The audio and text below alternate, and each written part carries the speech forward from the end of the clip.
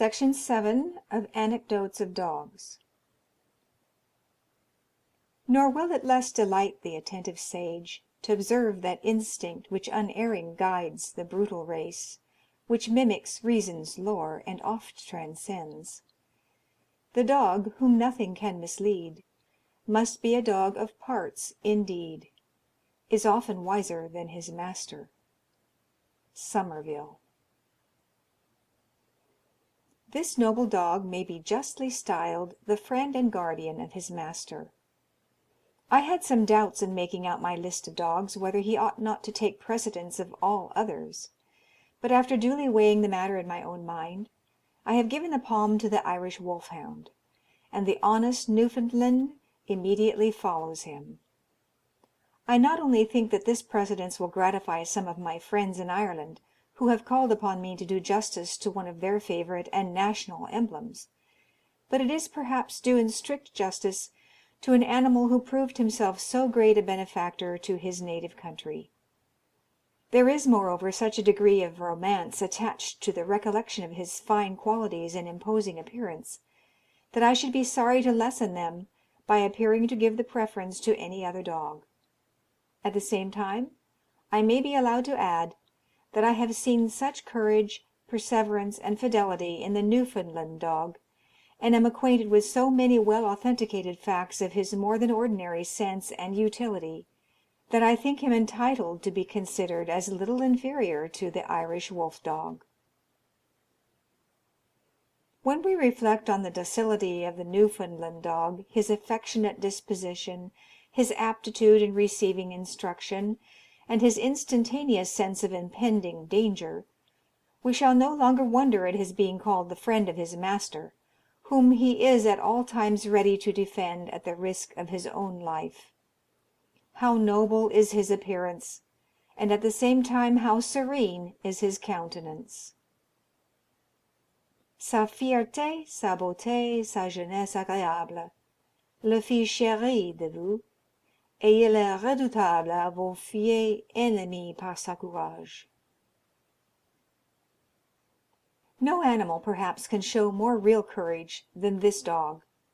His perseverance in what he undertakes is so great, that he never relinquishes an attempt which has been enjoined him as long as there is a chance of success.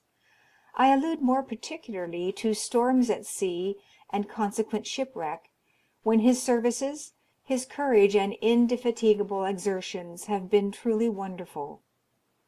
Numerous persons have been saved from a watery grave by these dogs, and ropes have been conveyed by them from a sinking ship to the shore amidst foaming billows, by which means whole crews have been saved from destruction. Their feet are particularly well adapted to enable them to swim, being webbed very much like those of a duck, and they are at all times ready to plunge into the water to save a human being from drowning. Some dogs delight in following a fox, others in hunting the hare or killing vermin. The delight of the Newfoundland dog appears to be in the preservation of the lives of the human race. A story is related on good authority of one of these dogs being in the habit, when he saw persons swimming in the Seine at Paris, of seizing them and bringing them to the shore. In the immediate neighbourhood of Windsor, a servant was saved from drowning by a Newfoundland dog, who seized him by the collar of his coat when he was almost exhausted, and brought him to the banks, where some of the family were assembled watching with great anxiety the exertions of the noble animal. Those who were much at Windsor not many years since must have seen a fine Newfoundland dog called Baby reposing occasionally in front of the White Hart Hotel. Baby was a general favourite, and he deserved to be so, for he was mild in his disposition, brave as a lion, and very sensible. When he was thirsty, and could not procure water at the pump in the yard, he has frequently been seen to go to the stable, fetch an empty bucket, and stand with it in his mouth at the pump till some one came for water. He then, by wagging his tail and expressive looks, made his want known, and had his bucket filled. Exposed as Baby was to the attacks of all sorts of curs, as he slumbered in the sun in front of the hotel, He seemed to think that a pat with his powerful paw was quite sufficient punishment for them. But he never tamely submitted to insult from a dog approaching his own size, and his courage was only equalled by his gentleness. The following anecdote, which is well authenticated, shows the sagacity as well as the kindliness of disposition of these dogs. In the city of Worcester, one of the principal streets leads by a gentle declivity to the river Severn. One day a child, in crossing the street, fell down in the middle of it, and a horse and cart, which were descending the hill, would have passed over it, had not a Newfoundland dog rushed to the rescue of the child, caught it up in his mouth, and conveyed it in safety to the foot pavement. My kind friend, Mr. T., took a Newfoundland dog and a small spaniel into a boat with him on the river Thames, and when he got into the middle of the river, he turned them into the water. They swam different ways, but the spaniel got into the current, and after struggling some time was in danger of being drowned. As soon as the Newfoundland dog perceived the predicament of his companion, he swam to his assistance, and brought him safe to the shore. A vessel went down in a gale of wind near Liverpool, and every one on board perishes. A Newfoundland dog was seen swimming about the place where the vessel was lost for some time, and at last came on shore very much exhausted. For 3 days he swam off to the same spot, and was evidently trying to find his lost master, so strong was his affection. I have always been pleased with that charming remark of Sir Edwin Landseer, that the Newfoundland dog was a distinguished member of the Humane Society. How delightfully has that distinguished artist portrayed the character of dogs in his pictures, and what justice has he done to their noble qualities! We see in them honesty, fidelity, courage, and sense, no exaggeration, no flattery. He makes us feel that his dogs will love us without selfishness, and defend us at the risk of their own lives, that though friends may forsake us, they never will, and that in misfortune, poverty, and death, their affection will be unchanged, and their gratitude unceasing. But to return to the Newfoundland dog, and we shall again find him acting his part as a member of the Humane Society. A gentleman bathing in the sea at Portsmouth was in the greatest danger of being drowned. Assistance was loudly called for, but no boat was ready, and though many persons were looking on, no one could be found to go to his help. In this predicament, a Newfoundland dog rushed into the sea, and conveyed the gentleman in safety to land. He afterwards purchased the dog for a large sum, treated him as long as he lived with gratitude and kindness, and had the following words worked on his tablecloths and napkins: Virum extuli mari. A person, in crossing a plank at a mill, fell into the stream at night, and was saved by his Newfoundland dog, and who afterwards recovered his hat, which had fallen from his head and was floating down the stream. There can be no doubt but that dogs calculate and almost reason. A dog who had been in the habit of stealing from a kitchen, which had 2 doors opening into it, would never do so if one of them was shut, as he was afraid of being caught. If both the doors were open, his chance of escape was greater, and he therefore seized what he could. This sort of calculation, if I may call it so, was shown by a Newfoundland bitch. She had suckled 2 whelps until they were able to take care of themselves. They were, however, constantly following and disturbing her in order to be suckled, when she had little or no milk to give them. She was confined in a shed which was separated from another by a wooden partition some feet high. Into this shed she conveyed her puppies, and left them there while she returned to the other to enjoy a night's rest unmolested. This shows that the animal was capable of reflecting to a degree beyond what would have been the result of mere instinct. The late Reverend James Simpson, of the Potterrow congregation, Edinburgh, had a large dog of the Newfoundland breed. At that time he lived at Liberton, a distance of 2 miles from Edinburgh, in a house to which was attached a garden. One sacrament Sunday, the servant, who was left at home in charge of the house, thought it a good opportunity to entertain her friends, as her master and mistress were not likely to return home till after the evening service, about 9 o'clock. During the day the dog accompanied them through the garden, and indeed wherever they went, in the most attentive manner, and seemed well pleased. In the evening, when the time arrived that the party meant to separate, they proceeded to do so; but the dog, the instant they went to the door, interposed, and placing himself before it, would not allow one of them to touch the handle. On their persisting, and attempting to use force, he became furious, and in a menacing manner drove them back into the kitchen, where he kept them until the arrival of Mr. and Mrs. Simpson, who were surprised to find a party at so late an hour, and more so to see the dog standing sentinel over them.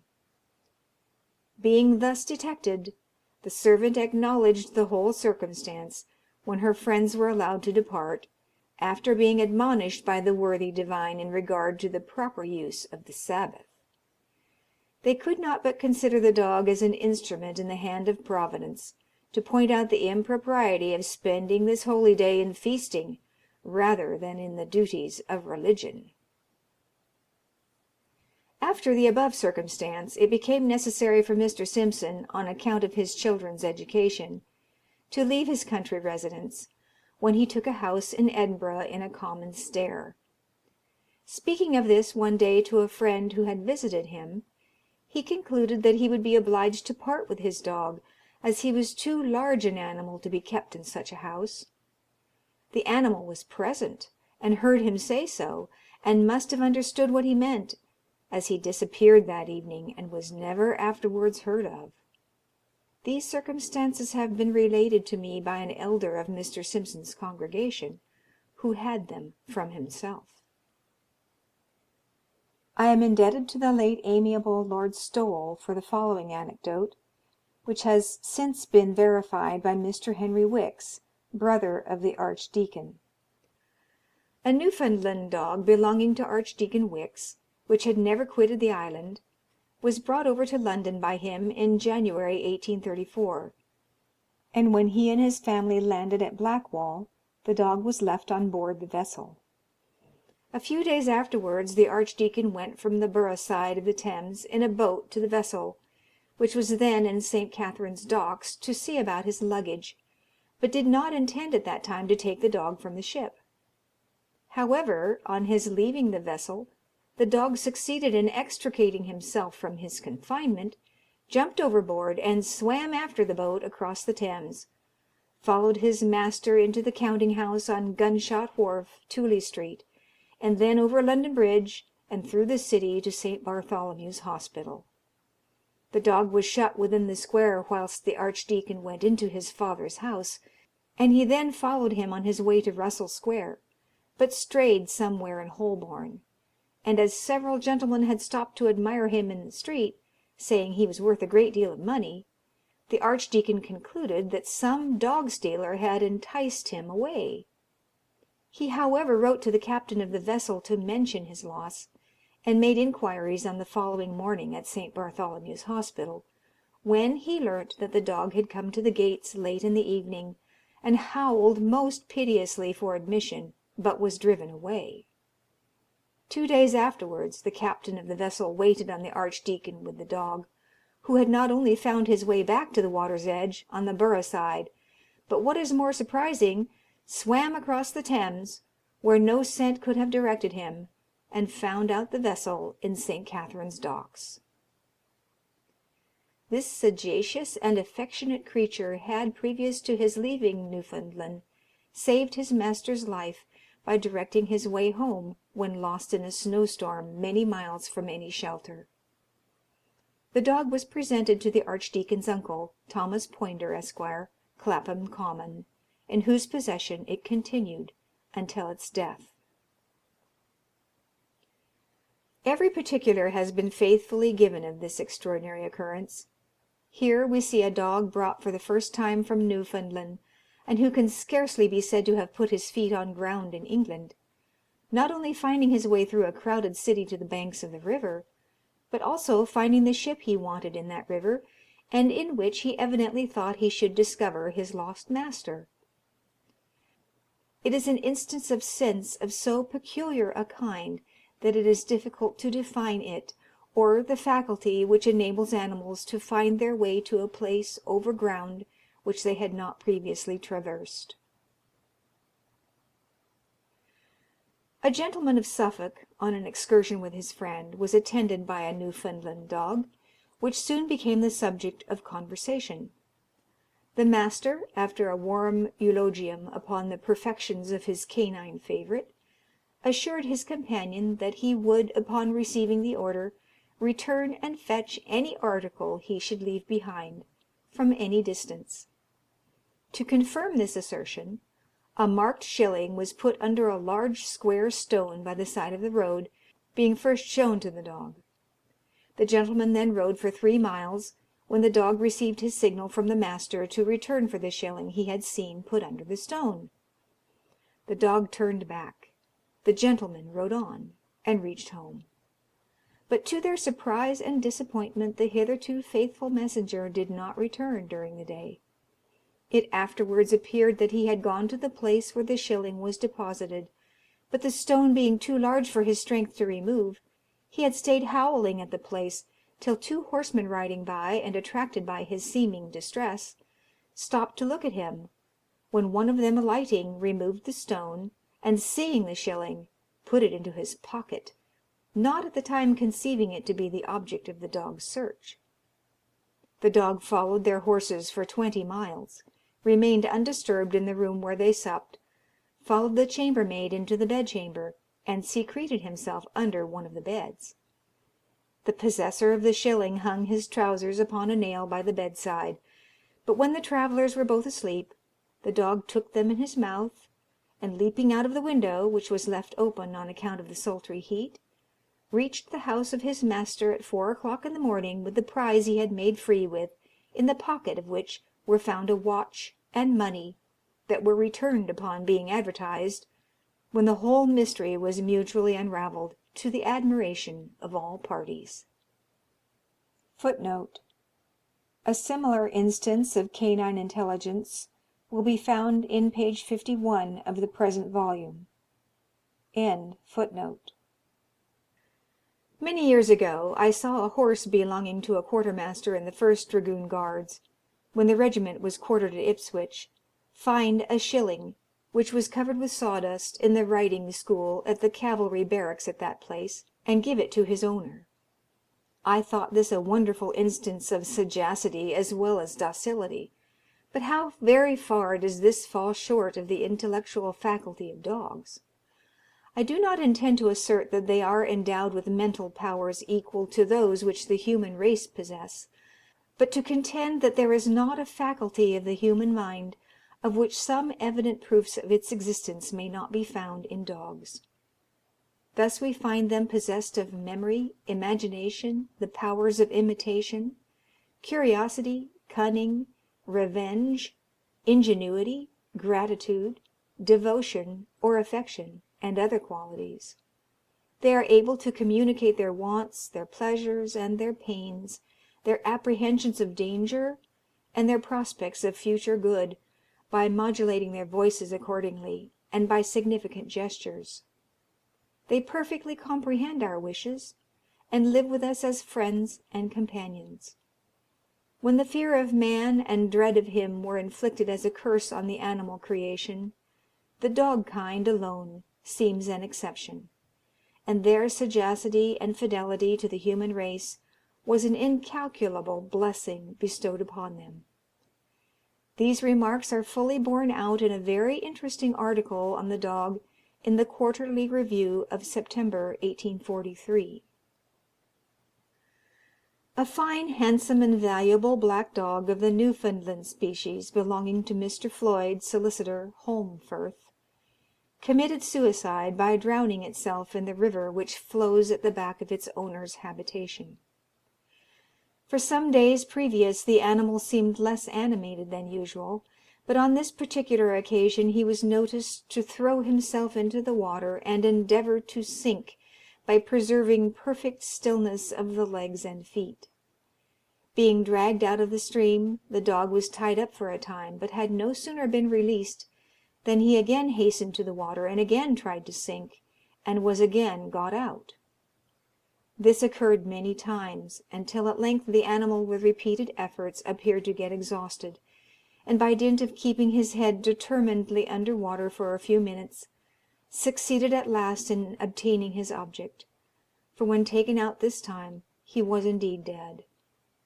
The case is worth recording, as affording another proof of the general instinct and sagacity of the canine race.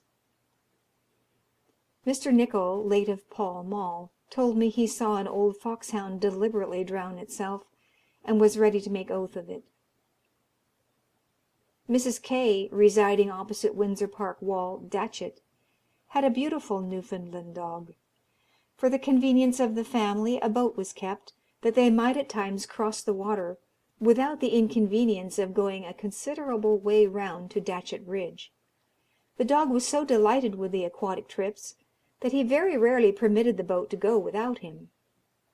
It happened that the coachman, who had been but little accustomed to the depths and shallows of the water, intending a forcible push with the punt pole, which was not long enough to reach the bottom, fell over the side of the boat in the deepest part of the water, and in the central part of the current, which accident was observed by a part of the family then at the front windows of the house.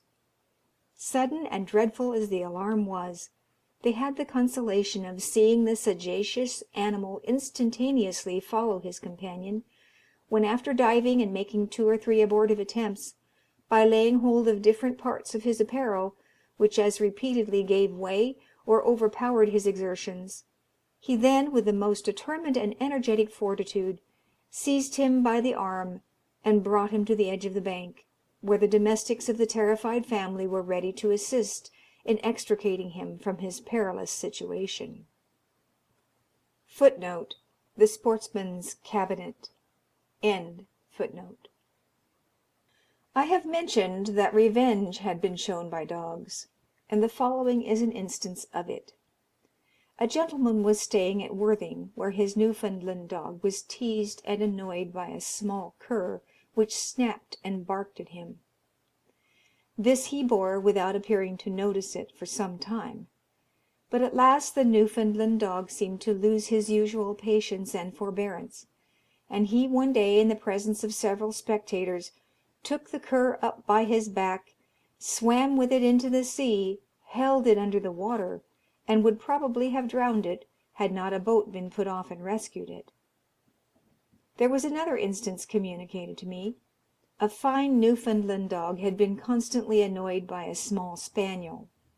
The former, seizing the opportunity when they were on a terrace under which a river flowed, took up the spaniel in his mouth, and dropped it over the parapet into the river. Jukes, in his Excursions in and about Newfoundland, says, "A thin, short-haired black dog belonging to George Harvey came off to us to-day. This animal was of a breed very different from what we understand by the term Newfoundland dog in England. He had a thin tapering snout, a long thin tail, and rather thin but powerful legs, with a lank body, the hair short and smooth. These are the most abundant dogs of the country, the long-haired curly dogs being comparatively rare. They are by no means handsome, but are generally more intelligent and useful than the others. This one caught his own fish.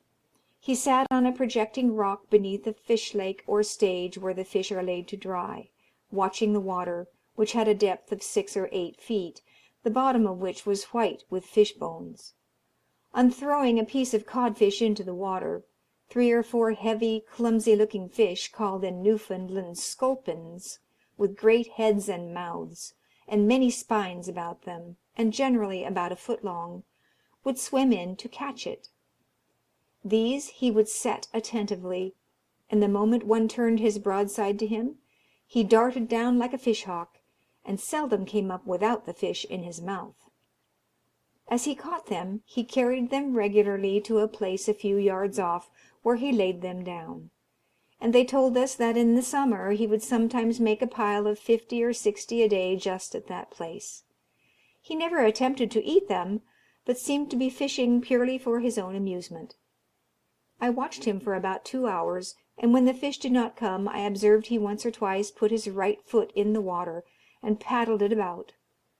This foot was white, and Harvey said he did it to toll or entice the fish; but whether it was for that specific reason, or merely a motion of impatience, I could not exactly decide. Extraordinary as the following anecdote may appear to some persons, it is strictly true, and strongly shows the sense, and I am almost inclined to add reason, of the Newfoundland dog. A friend of mine, while shooting wild fowl with his brother, was attended by a sagacious dog of this breed. In getting near some reeds by the side of a river, they threw down their hats and crept to the edge of the water, when they fired at some birds. They soon afterwards sent the dog to bring their hats, one of which was smaller than the other. After several attempts to bring them both together in his mouth, the dog at last placed the smaller hat in the larger one, pressed it down with his foot, and thus was able to bring them both at the same time. A gentleman residing in Fifeshire, and not far from the city of St. Andrews, was in possession of a very fine Newfoundland dog, which was remarkable alike for its tractability and its trustworthiness. At 2 other points, each distant about a mile, and at the same distance from this gentleman's mansion, there were 2 dogs of great power, but of less tractable breeds than the Newfoundland one. One of these was a large mastiff, kept as a watchdog by a farmer, and the other a stanch bulldog that kept guard over the parish mill. As each of these 3 was lord ascendant of all animals at his master's residence, they all had a good deal of aristocratic pride and pugnacity, so that 2 of them seldom met without attempting to settle their respective dignities by a wager of battle. The Newfoundland dog was of some service in the domestic arrangements, besides his guardianship of the house, for every forenoon he was sent to the baker's shop in the village, about half a mile distant, with a towel containing money in the corner, and he returned with the value of the money in bread. There were many useless and not over civil curs in the village, as there are in too many villages throughout the country; but generally the haughty Newfoundland treated this ignoble race in that contemptuous style in which great dogs are wont to treat little ones. When the dog returned from the baker's shop, he used to be regularly served with his dinner, and went peaceably on house duty for the rest of the day. One day, however, he returned with his coat dirtied and his ears scratched, having been subjected to a combined attack of the curs while he had charge of his towel and bread, and so could not defend himself. Instead of waiting for his dinner as usual, he laid down his charge somewhat sulkily and marched off; and, upon looking after him, it was observed that he was crossing the intervening hollow in a straight line for the house of the farmer, or rather on an embassy to the farmer's mastiff. The farmer's people noticed this unusual visit, which they were induced to do, from its being a meeting of peace between those who had habitually been belligerents. After some intercourse, of which no interpretation could be given, the 2 set off together in the direction of the mill, and having arrived there, they in brief space engaged the miller's bulldog as an ally. The straight road to the village where the indignity had been offered to the Newfoundland dog passed immediately in front of his master's house, but there was a more private and more circuitous road by the back of the mill. The 3 took this road, reached the village, scoured it in great wrath, putting to the tooth every cur they could get sight of, and having taken their revenge and washed themselves in a ditch, they returned, each dog to the abode of his master, and when any 2 of them happened to meet afterwards, they displayed the same pugnacity as they had done previous to this joint expedition. There is a well authenticated anecdote of 2 dogs at Donaghadee, in which the instinctive daring of the one by the other caused a friendship, and, as it should seem, a kind of lamentation for the dead after one of them had paid the debt of nature. This happened while the government harbour or pier for the packets at Donaghadee was in the course of building, and it took place in the sight of several witnesses. The one dog in this case was also a Newfoundland, and the other was a mastiff. They were both powerful dogs, and though each was good-natured when alone, they were very much in the habit of fighting when they met. One day they had a fierce and prolonged battle on the pier, from the point of which they both fell into the sea, and as the pier was long and steep, they had no means of escape but by swimming a considerable distance. Throwing water upon fighting dogs is an approved means of putting an end to their hostilities, and it is natural to suppose that two combatants of the same species tumbling themselves into the sea would have the same effect. It had, and each began to make for the land as best he could. The Newfoundland, being an excellent swimmer, very speedily gained the pier, on which he stood shaking himself, but at the same time watching the motions of his late antagonist, which, being no swimmer, was struggling exhausted in the water, and just about to sink. In dashed the Newfoundland dog, took the other gently by the collar, kept his head above water, and brought him safely on shore. There was a peculiar kind of recognition between the two animals. They never fought again. They were always together, and when the Newfoundland dog had been accidentally killed by the passage of a stone waggon on the railway over him, the other languished and evidently lamented for a long time. A gentleman had a pointer and Newfoundland dog which were great friends. The former broke his leg and was confined to a kennel. During that time the Newfoundland never failed bringing bones and other food to the pointer, and would sit for hours together by the side of his suffering friend. During a period of very hot weather, the mayor of Plymouth gave orders that all dogs found wandering in the public streets should be secured by the police, and removed to the prison yard. Among them was a Newfoundland dog belonging to a ship owner of the port, who with several others was tied up in the yard. The Newfoundland soon gnawed the rope which confined him, and then, hearing the cries of his companions to be released, he set to work to gnaw the ropes which confined them, and had succeeded in 3 or 4 instances, when he was interrupted by the entrance of the gaoler. A nearly similar case has frequently occurred in the Cumberland Gardens, Windsor Great Park. 2 dogs of the Newfoundland breed were confined in kennels at that place. When one of them was let loose, he has been frequently seen to set his companion free. A boatman once plunged into the water to swim with another man for a wager.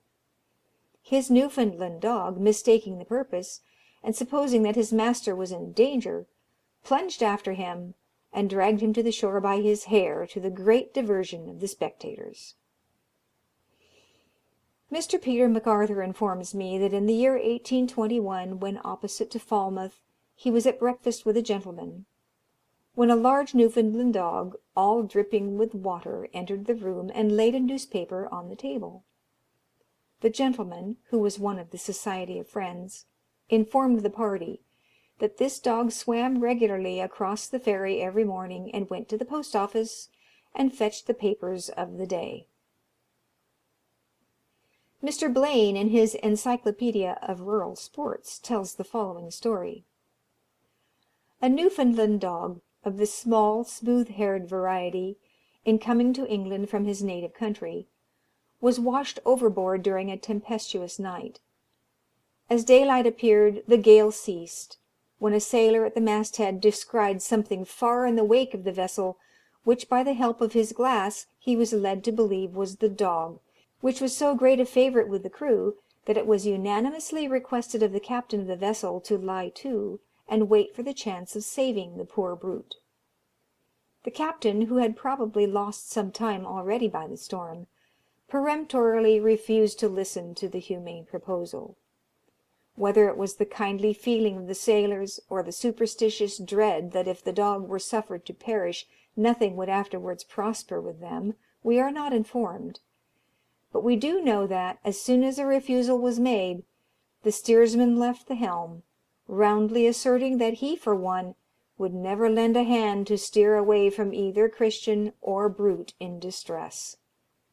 The feeling was immediately caught by the rest of the crew, and maintained so resolutely that the captain was forced to accede to the general wish, and the poor dog eventually reached the ship in safety, after having been, as we were informed, and implicitly believe, some hours in a tempestuous sea. Bewick mentions an instance which shows the extraordinary sagacity of these dogs. In a severe storm a ship was lost off Yarmouth, and no living creature escaped except a Newfoundland dog, which swam to the shore with the captain's pocket book in his mouth. Several of the bystanders attempted to take it from him, but he would not part with it. At length, selecting one person from the crowd whose appearance probably pleased him, he leaped against his breast in a fawning manner, and delivered the book to his care. End of Chapter 7. Recording by M.J. Frank, Portland, Oregon.